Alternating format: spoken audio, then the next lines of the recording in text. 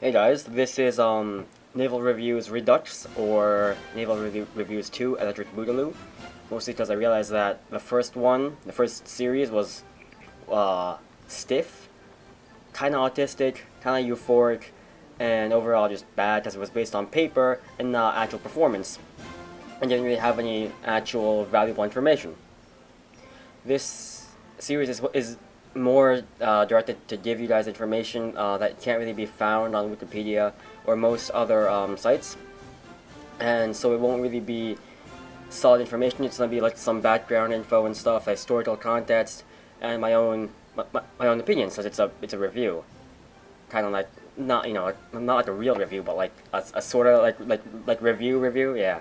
But like in my last series, the first one is gonna be the Kongo class, because it was the chronology of the first battleship class to be built and that also appeared in World War II, which is kind of what my channel is about. But it's not really fair to classify the Kongos as a World War II battleship class, because even though it was like massively rebuilt in the 20s, it was built and designed in the 1910s, like before the First World War, which is like a huge like watershed between like shit and not shit, and that's pretty important. And I mean, like, it was based on the lessons from Tsushima and Dreadnought and Satsuma, but compared to like even the Hood, I mean, they really weren't that great. Mostly because I mean, even before the First World War, they were battle cruisers, not even like full on battleships. The question is, why would Japan keep these four pre World War One kind of shitty, kind of like have to be refurbished battleships? Now, I think I have like the answer to that. It might not be correct, but I'm basing this off like my own conclusions. So in 1904, just after the Russo-Japanese War started, right? The Japanese battle line, like as in like line of battle line, had six modern steel warships, steel battleships, pretty dreadnoughts, but battleships nonetheless. But two of them just got completely fucking wrecked by Russian mines. And since Japan didn't have the infrastructure or the industry to build new battleships, they had to order them from Britain, which is where all the Japanese battleships came from until I think it was Yamashiro or Haruna, because the last three ships were built in Japan. Like Kongo was built in some British shipyard in like New England or whatever. What's important is that since an entire third of the Japanese battle line had been just completely fucking wrecked by mines, the Japanese had to substitute two battleships for armored cruisers. Contrast to protected cruisers, they were a bit better protected than protected cruisers, which is kind of ironic considering that they're named protected cruisers, but they were like the battle cruisers of their time. They had less armor and were slightly shittier armed in terms of, because they had like, I think it was 203mm guns versus the 305s on the battleships. But this was like, even though this was the case, Admiral Togo used them in his battle line at the battles of the Yellow Sea and Tsushima, where they took damage, yeah, because they were fucking armored cruisers and not battleships, but they did pretty okay. You know, they weren't like stellar, but they were like usable substitutes for battleships, which is why. Well, first of all, it like surprised the entire world because holy shit, Japan used armored cruisers and not battleships in the battle line, and they came out okay. Second thing was that Japan was like, oh shit, we can be super cheap and like not buy real battleships and use battle cruisers instead because we're a fucking broke ass country with no resources in the middle of the fucking ocean. And like even after Jutland, when it was found that battle cruisers can't do shit because they're like really shitty armored, Japan still insisted on using their Kongos, partially because battleships are expensive as fuck, and also the Washington Naval Treaty of 1922, which limited capital shipbuilding by major powers. So you have three reasons why Japan kept the Kongos. One was that they were there and it's cheaper to upgrade them than to build new ones.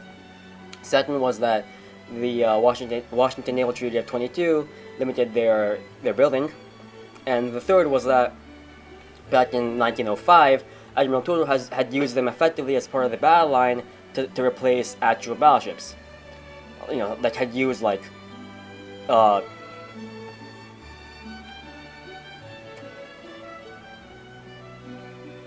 correspondingly shaped, corresponding had used corresponding ships in place of real battleships. All things considered, they were still 30 years old when the war broke out, and yeah, they had been upgraded during the 20s, but they were still 30 years old. That's important here. I mean, come on. They had only 8 guns compared to like 12 similar caliber guns on, more modern Japanese battleship classes. They were outgunned, under armor, and yeah, like the whole battlecruiser idea was to have them outgun whatever they could not outrun, and outrun what outgunned them, if that makes sense. But Japan didn't really use them that way, mostly because, again, Tsushima. And so you have things like the Kongos engaging the fucking US battleships at Guadalcanal and just getting hashtag wrecked. And of course the whole thing with like their battlecruisers being, or their fast battleships being 2 knots slower than like an actual battleship that the US had, the Iowas. That was pretty bad too. I guess they were fine as like, escorts and as flagships of heavy cruiser fleets, which is what they were used as. But really, they really shouldn't have engaged the battleships at all. And they did try to, and the Adrian did try to use them in the battle line, like at Samar, when they were like, holy shit, what if we put the Yamato, the Narato, and then 2 Kongos in the battle line and see what happens? And they just didn't go well at all, because they're using like 2 like 1910 era battleships, battle cruisers, in the same line as 1930s battleships. I guess maybe it was an attempt to like recreate with Tsushima, because you had the battle cruisers in the same line as battleships. But I mean, overall they weren't bad ships. They had an okay armament. They had passable armor. They just weren't used very well. And of course they could have done with more anti-aircraft guns, as L ships could have done. So I'll give it 6 out of 10, maybe. Yeah, they did alright in the Solomons, and they did alright at Samar, and they did alright in terms of like going around like a bunch of fucking like super speedy whatevers, and acting as fleeting beings to sort of ward off the U.S. forces. And if it weren't for the fact that they were used in like the worst times and places possible, they could have done a lot more damage. Like if they were used as like convoy raiders, or no, if there were 2 Kongos, or if there was even 1 Kongo at Savo Island, right? That would have helped just completely fucking wreck the U.S. heavy cruiser force, and they would have had enough ammunition and like command to just fucking wipe out the transports. And that would have been great.